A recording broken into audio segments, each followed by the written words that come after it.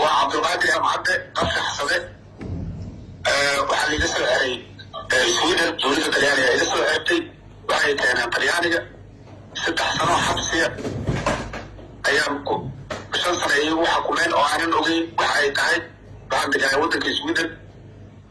أنا ومكان اللي حكومة ودك كان اللي جانب وحي هو يستقباته حبسية شم بلولا محام كرامتين كجرا أبي يوم معلومة اللي يجرد مهي waxaan muwaadin Soomaaliyeed afxasad ummad Soomaaliyeed iyo way qaana inta taqaan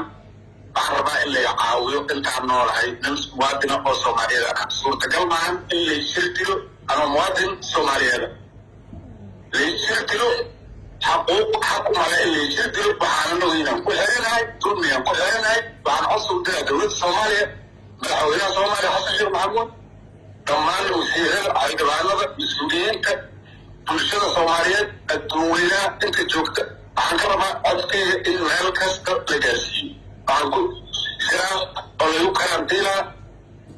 meel ku taalla xabsiga Tuurino meel gudihiisa lagu karantiina farax hataa biniaadmiya laygama qaadin xabsi kalaa laygu soo karantiina sida xabsiga saddexaad oo lagu karantiinaas maraa hareeya hataa meeshan kuma qaadin magacayga iyo taleefanada kasoo waca lalahayaa xabsiga Tuurinaan ku jiraa waxaan codsahaa safaaradda Soomaaliya looyarada Soomaaliyeed dadka adduunka joogo waa afka dheere waxaan ahayd nin dhiban oo dulman maxaan ku xiranahay wax aanan ogeyn waa lahayaa dokumentigay waa yaalin hataa adoo advokaate ma haysto advokaate aan lahayn waa wacay hal maraa travelisiiyey waa iga qaban waayey familkeygii ilmaheyga ma wacin waa lii diiday 5 bilood hadda warkii ugu horreeya waxa waaye xaaladeyda khatar waaye waa lay jirdilaa shalay lagu shubeen waa isku dayayaa nin madaxa beerdareeye ay dhahaan asaas tiri ummadda Soomaaliyeed adduunweynaha ogaada markaasna waa taqaaniin nin jilcad maahi dib waqtigana igu dhacay